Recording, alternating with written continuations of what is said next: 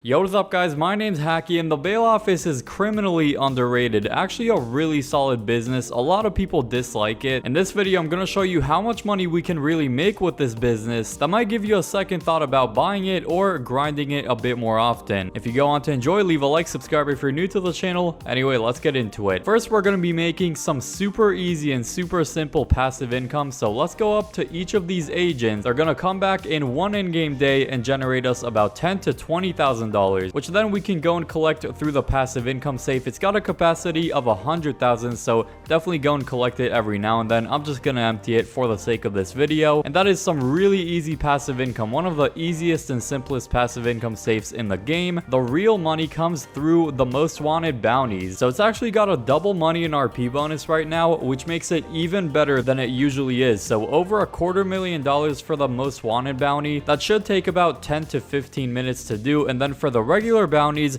you're going to be getting about $75,000, and these usually take about 5 to 10 minutes. We're going to be doing the most wanted bounty that you could do once every 24 hours, and for the other ones, you can do them once every 48 minutes, so much more often, but the cooldown is way less than the most wanted bounty. So let's confirm this thing, and the biggest tip I have when starting these is to actually use a fast vehicle to get to the first location. The nice thing is you can do them completely solo, or if you want to get some friends in, it would make it maybe a little bit quicker, but either way they're not too difficult. It's going to tell you to get inside of the van, but once again you do not want to do that. The vigilante would probably be your best option since it kind of limits you with what type of vehicles you can use in this thing. I don't think you can use the Oppressor Mark II. I don't think you can use the Sparrow helicopter either, so vigilante might be the best option. And then we can actually boost with this thing. It's also weaponized, so overall, really good vehicle. Some missions just don't allow you to use certain vehicles, and so the vigilante is one of the few exceptions that's actually still a weaponized and really good vehicle to use. Even though in this one, we really don't have to go too far. I mean, literally Life Invader, which is super close. Let me get my shotgun out, the assault shotgun. I'm gonna take out the cameras. Not sure if I needed to do this in a stealthy manner, but too late for that anyway. So I'm just gonna take out some enemies, go into the server room. It's gonna mark another keypad to go in, and now we actually need to do a fingerprint cloner, just like we need to do in the Cayo Perico heist. I hacked that thing for no reason whatsoever. Let's go upstairs. Definitely have some snacks and body armor for these as well. I didn't really get any before this. Now, is this the server room? Hopefully I don't have to do another fingerprint cloner for no reason. There's an enemy right next to me, as you can see on the map, but he's not shooting me just yet, which is super lucky, honestly. All right, let's go in this room. This is the server room, finally. Hack the servers. Let's press right D-pad, and we're just going to be flipping some switches or not. The last two are pretty self-explanatory. You just have to test out which ones connect to the right ones, and then press Y or triangle on PlayStation to test out the connection.